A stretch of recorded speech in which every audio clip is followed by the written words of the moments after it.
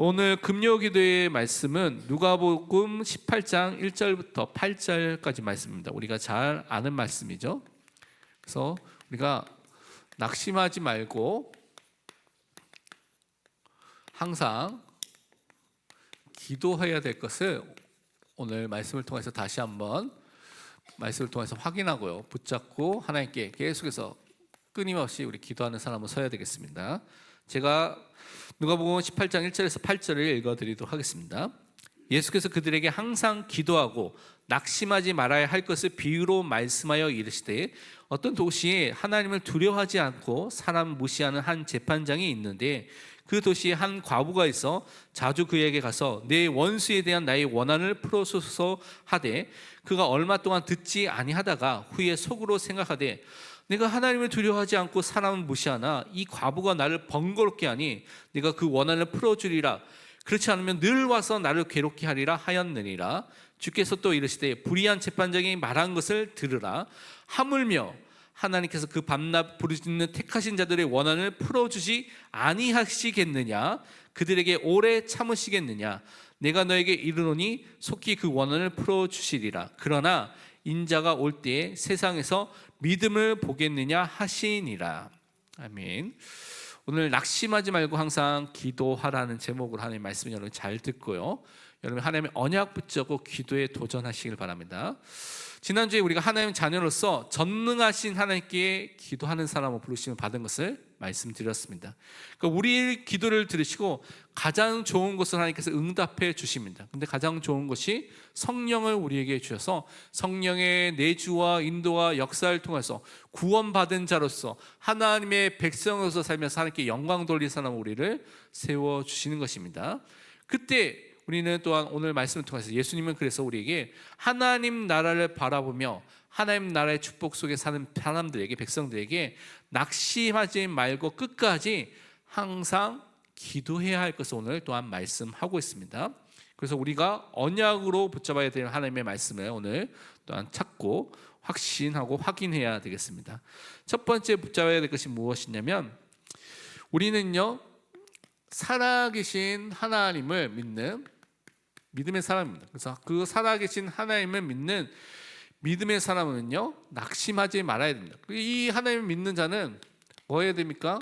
하나님이 살아계시기 때문에 낙심이라는 것을 버리는데 도전을 해야 되는 것이죠. 그래서 오늘 1절에 보니까 예수님께서 그들에게 항상 기도하고 낙심하지 말아야 할 것을 비유로 말씀하셔서 설명하셨다고 말하고 있습니다. 근데 왜 이렇게 우리가 해야 되느냐?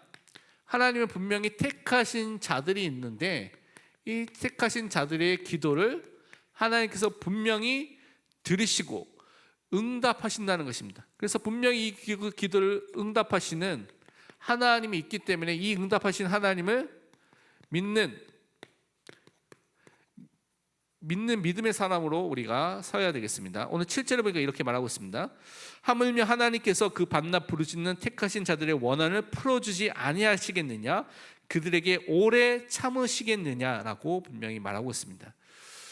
예수님께서 이제 비유를 통해서 이 기도에 계속 낙심하지 말고 계속 기도할 것을 말하고 있는 것이죠. 우리가 잘 아는 불의한 재판관에 대한 비유를 말하고 있습니다. 이 사람은요 하나님도 없다고 말하고 두렵하지도 않는 그런 사람입니다. 그리고 그러니까 하나님도 두려워하지 않는데 사람은 두려워하겠습니까? 사람도 무시하고 자기 마음대로 판결하고 자기가 유익되는 대로 막 판결하는 그런 불의한 재판관이었습니다.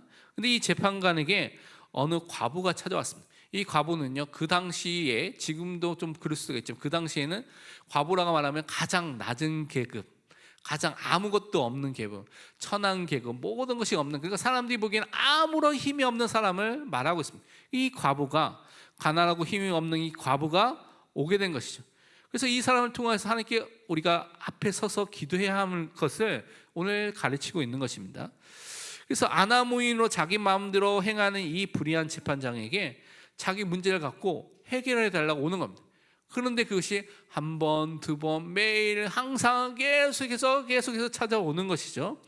그런데 처음에는 이 불의한 사람이니까, 사람을 무시한 사람이니까 그냥 이 찾아오는 것을 무시하고 그냥 지나가 버렸습니다. 그런데 이 과부가 계속해서 찾아오니까 그의 마음이 어떻게 합니까? 이러다가는 일평생 내가 어디를 가든지 어떻게 있든지 계속 찾아오겠구나, 나를 번거롭고 괴롭게 하겠구나라고 생각이 들면서 이 사람이 이 과부의 원한을 들어주게 됐다는 것이 오늘 예수님께서 설명하는 비유의 내용입니다. 우리가 잘 알고 있는 내용이죠. 이 불의한 재판적인 비유를 통해서 우리는 생각할 것이, 그러면 우리가 이렇게 이제 우리 이 일을 꽉 물고 끝까지 기도해야 되겠다 이렇게 하면서 해야 되느냐, 그것을 말하고 있느냐? 그것은 아닙니다. 이것은 우리에게 응답하시는 공의로우신 하나님, 사랑이 많으신 하나님에 대한 부분을 우리에게 더 많이 알려주고 있는 것이죠. 우리가 그냥 우리 소원을 놓고 이를 꽉 물고 기도해야 된다는 그런 것을 더 강조하는 개념은 아닙니다. 그래서 우리를 예정하시고 우리를 택하신, 우리를 구원하신 그 구원의 하나님이 우리 사랑의 아버지로서 우리의 기도를 귀 기울여서 듣고 계십니다. 그래서 그분이 우리를 또한 구원해 주시고 또 우리 기도에 응답해 주는 하나님이라는 것을 우리는 항상 믿어야 됩니다. 예배서 1장 4절에서 5절 보면, 곧 창세전에 그리스도 안에서 우리를 택하사 우리로 사랑 안에서 그 앞에 거룩하고 흠이 없게 하시려고 그 기쁘신 뜻대로 우리를 예정하사 예수 그리스도로 말미암아 자기의 아들들이 되게 하셨으니 라고 말하고 있습니다. 그 앞에 또 3절에 보면 우리에게 모든 신령한 복, 영적인 복을 우리에게 다 주셨다고 말하고 있죠. 택하신 자에게, 예정하신 자에게 그런 응답을 주시는 하나님이라는 사실을 우리는 먼저 믿어야 되겠습니다. 그러니까 우리가 하나님이 어떠한 분인지를 알고 그 하나님께 기도하는 것이죠. 그래서 하나님은 하나님의 자녀의 기도를 분명히 들으시고 살아계신 분이기 때문에 그냥 우리가 말하는 대로 하는 것이 아니라, 중요한 것은 이것을 하나님의 시간표에 따라서 하나님이 원래 갖고 있는 영원한 계획, 뜻과 계획이라는 작정을 통하여서 그 뜻을 따라서 하나님께서 응답해 주십니다. 하나님의 응답을 주는 거죠. 내가 원하는 데 그대로 주는 것이 아니라 하나님의 응답을 여러분에게 허락해 주시는 것입니다. 그래서 응답하시는 하나님을 믿고 기도하는 것이 너무나 중요합니다. 그래서 로마서 8장에 보면 우리가 구원받은 자로서 또 하나님께서 주신 축복이 무엇인지 많이 설명하면서 8장 32절에 보면, 자기 아들을 아끼지 아니하시고 우리 모든 사람을 위하여 내주신 이가 하나님께서 어찌 그 아들과 함께 모든 것을 우리에게 주시지 아니하겠느냐라고 분명히 고백하고 있습니다. 십자가에서 그 아들을 주신 그 하나님께서 우리가 하나님께 간구하고 기도할 때 그 하나님께서 우리에게 필요한 모든 것들을 하나님의 시간표에 따라서, 하나님의 뜻과 계획을 따라서 하나님의 응답을 여러분에게 허락해 주시는 것입니다. 그것을 놓고 여러분이 그것을 받도록 기도하는 것입니다. 내 것을 꼭 받아야지 이를 꽉 물고 기도하는 것이 아니라 하나님의 응답을 받도록 우리는 기도하는 것입니다. 그래서 뭐라고 말하고 있냐면, 낙심하지 말라고 성경은 계속 말하고 있습니다. 여러분이 성경 읽어보면 염려하지 말라는 데도 너무나 많고요, 낙심하지 말라는 데도 너무나 많이 있습니다. 이 낙심하지 말고요, 여러분이 뭐 해야 되냐면 하나님의 주인 되심을 항상 인정하고 그러면서 기도해야 되는 것입니다. 여러분이 지금 낙심하는 분들 있습니까? 낙심이 될 만한 것들이 있는 분들 있습니까? 왜 여러분은 지금 무엇 때문에 왜 낙심을 하고 있습니까? 그 부분을 잘 점검해야 돼요. 낙심하고 있는 부분이 나의 우선과 연결되어 있습니다. 다른 말로 내가 하나님을 정말 믿는다면, 그 믿음과 절대 주권과 하나님의 섭리와 계획 속에 있다는 것이 정말 믿어진다면, 낙심이 아니라 하나님이 어떤 일을 행할 것인지를 간구하게 되고요, 기도하게 되고 그 기대감과 소망함을 가지고 살아가는, 소망을 있는 사람으로 살게 되는데, 그게 없다는 것은 여러분 지금 살아계신 하나님을 믿는 것보다는 다른 것이 여러분 마음속에, 다른 것이 여러분 생각 속에 더 많이 자리를 잡고 있다는 것입니다. 그걸 발견해야 돼요. 그게 우상일 수가 있는 것입니다. 성경의 많은 부분에서 우리에게 낙심하지 말라고 말하고 있습니다. 고린도후서 4장 1절에 보니까 이렇게 우리에게 말씀하고 있습니다. 그러므로 우리가 이 직분을 받아 긍휼하심을 입은 대로 낙심하지 아니하고, 그러니까 우리가 직분을 받고요, 하나님의 긍휼과 사랑과 은혜와 자비 속에 있기 때문에 낙심하지 않고 그 하나님을 믿고 살아가는 삶을 사는 것입니다. 고린도후서 4장 16절에는 또 이렇게 말하고 있습니다. 그러므로 우리가 낙심하지 아니하노니 우리의 겉사람은 낡아지나 우리의 속사람은 날로 새로워지도다. 시간이 지나면요, 우리 겉사람들은 막 늙어지죠. 저도 20대에 머리도 많았거든요. 제 사진이 궁금한 사람은 제가 보여드리도록 하겠습니다. 어떤 모습이었는지. 그런데 시간이 지나니까 겉모습은 다 낡아지요. 주름도 많아지고요, 얼굴도 변하고 다 그렇게 됐는데, 속사람이 날로 새로워지는 은혜 속에 있기 때문에 겉사람 보고 육신적인 것 보고 낙심하는 것이 아니라 하나의 은혜 속에 거하게 되는 것입니다. 그리고 예배소서 3장 13절에 보면 또 이렇게 말씀을 하고 있습니다.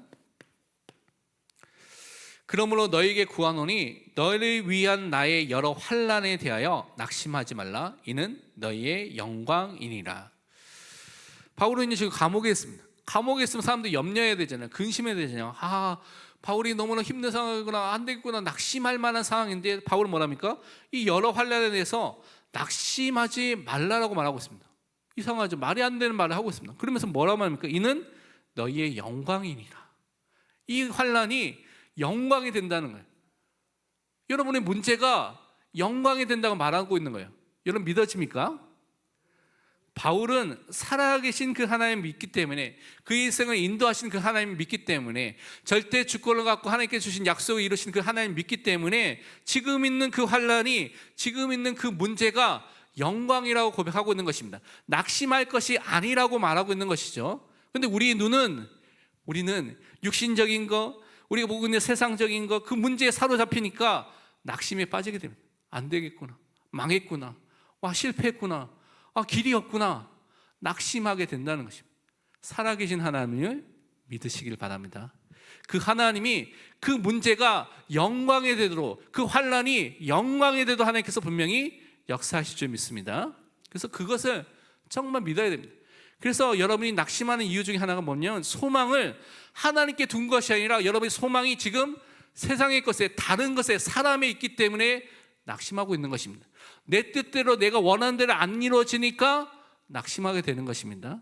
근데 여러분 삶을 정말 하나님께서 인도하시고, 우리 가정과 우리 교회를 하나님께서 인도하신다면 소망을 하나님께 두시기를 바랍니다. 그 살아계신 하나님께서 그 소망대로, 그 언약대로 지금도 이루시기 때문에 우리는 낙심하는 것이 아니라, 불안하고 염려하는 것이 아니라 하나님을 바라보고 그 소망을 갖고, 기대를 갖고 하나님께 기도하게 되어 있습니다. 그래서 먼저 하나님께서 우리 주인과 왕과 목자 되신 것을 항상 인정하시고요, 그분에게만 소망을 두는 믿음의 사람으로 서시길 바랍니다. 낙심하지 말고 기도하시길 바랍니다. 하나님 살아계시잖아요. 여러분 하나님 함께 하시잖아요. 하나님께서 여러분을 인도하시잖아요. 그러면 하나님께서 더 좋은, 더 선하신 것으로 인도하신다면 그 하나님의 뜻이 무엇인지를 발견하고 기도해야 되는 것입니다. 내 생각, 내 뜻이 중요한 것이 아니라 지금 나의 삶을 통해서 역사하시고 인도하시는 하나님의 뜻과 하나님의 계획과 하나님의 말씀과 언약이 더 중요합니다. 그런데 대부분 사람들이 내 거 갖고 계속 하나님을 끼워 맞추려고 하는 신앙생활을 하기 때문에 낙심하고 있습니다. 낙심 버리시고 기도하시기 바랍니다. 그리고 우리는 그래서 뭐 해야 됩니까? 참된 하나님을 믿는 믿음이 우리에게 필요합니다. 그래서 그 믿음을 가지고 항상 하나님께 항상 기도하는 것입니다. 그리고 모든 것에서 먼저 기도하는 사람을 항상 서시기를 바랍니다.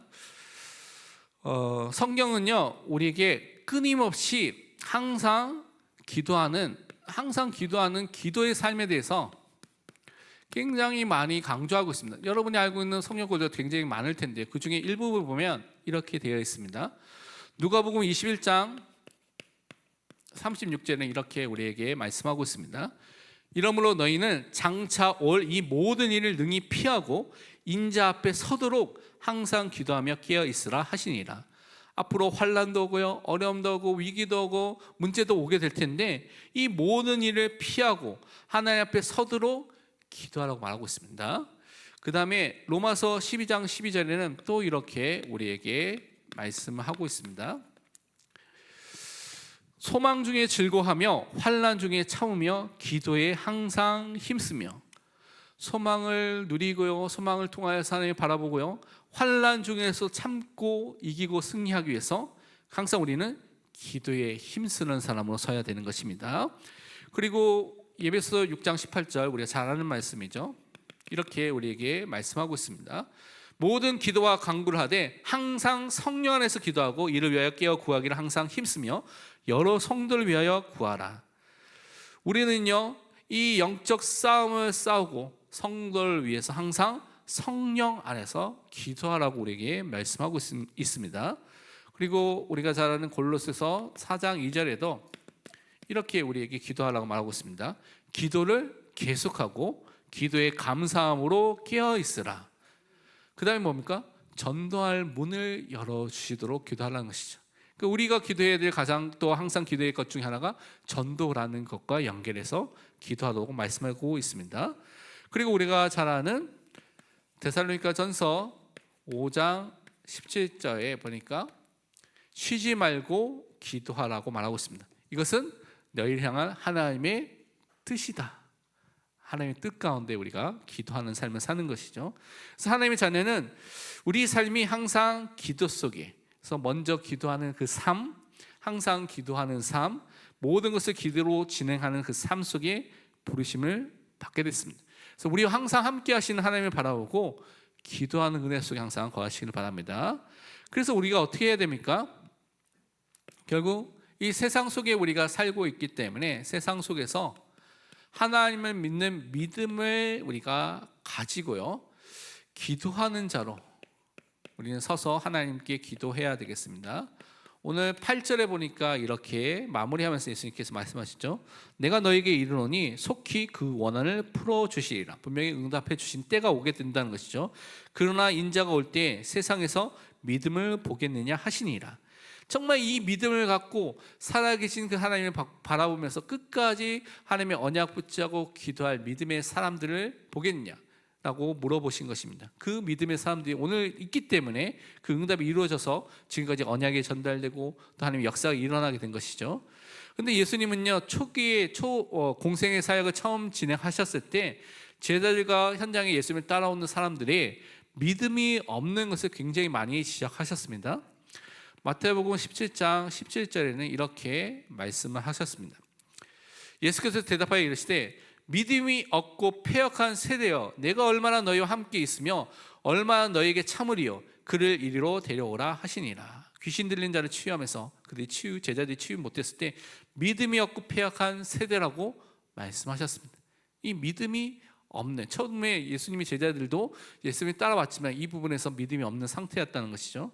그런데 이들이 이제 하나님의 은혜로 예수 그리스도를 믿고 구원을 받는 그 축복 속에 들어가서 참된 믿음을 갖고 있으니까 이제는 믿음으로 승리하는 자로 완전히 바뀌게 됐습니다. 요한일서 5장 4절에는 사도 요한이 이렇게 우리에게 말씀하고 있습니다. 무릇 하나님께로부터 난 자마다 세상을 이기느니라.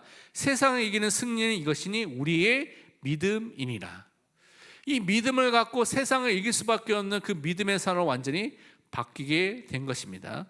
그래서 이 믿음에 대해서 지적받았던 그 제자들이 이제는 그 믿음을 통해서 세상을 이기는 그 믿음을 가진 사람으로 서게 된 것이죠. 그래서 온 세상에 이 믿음을 말할 수밖에 없는 사람으로 서게 된 것입니다. 그래서 로마서 1장 8절은 바울이 또한 로마에 있는 성도들에게 이렇게 편지하면서 말하고 있습니다. 먼저 내가 예수 그리스도를 말미암아 너희 모든 사람에 관하여 내 하나님께 감사함은 너희의 믿음이 온 세상에 전파되미로다. 여러분의 믿음이 여러분의 현장들마다, 여러분이 있는 모든 현장 속에 전파되어서, 세상에 전파되어서 하나님이 살아계심이 나타나는 그 믿음의 사람으로 서시기를 또한 축원드립니다. 결론으로 그래서 우리는 계속해서 반복해서 말씀드리지만 결국은 우리는 하나님의 말씀을 사랑하는 사람으로 서고요, 그 말씀을 계속해서 읊조리는, 묵상하는, 그것을 고백하는 사람으로 서시기를 바랍니다. 여러분의 인생에 있는 모든 문제, 어려움, 낙심할 만한 모든 것의 답은 성경에 다 있습니다. 그 말씀을 붙잡고 끝까지 묵상하고요, 기도하고요, 읊조리고요, 고백하고요, 쓰고요, 암송하고요, 계속해서 읽으시길 바랍니다. 시편 119편 97절에는 우리에게 이렇게 말씀하고 있습니다. 내가 주의 법을 어찌 그리 사랑하는지요, 내가 그것을 종일 작은 소리로 읊조리나이다.